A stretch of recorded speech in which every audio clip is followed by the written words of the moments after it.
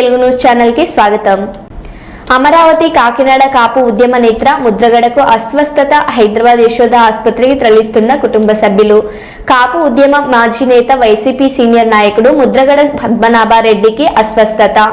గత కొంతకాలంగా అనారోగ్యంతో బాధపడుతున్న ముద్రగడ రాజమండ్రి లేదా కాకినాడ హాస్పిటల్కి తరలించేందుకు సిద్ధమైన కుటుంబ సభ్యులు హైదరాబాద్ యశోద ఆసుపత్రికి తీసుకువెళ్లాలని సూచించిన ముద్రగడ అంబులెన్స్ లో హైదరాబాద్ తరలిస్తున్న కుటుంబ సభ్యులు.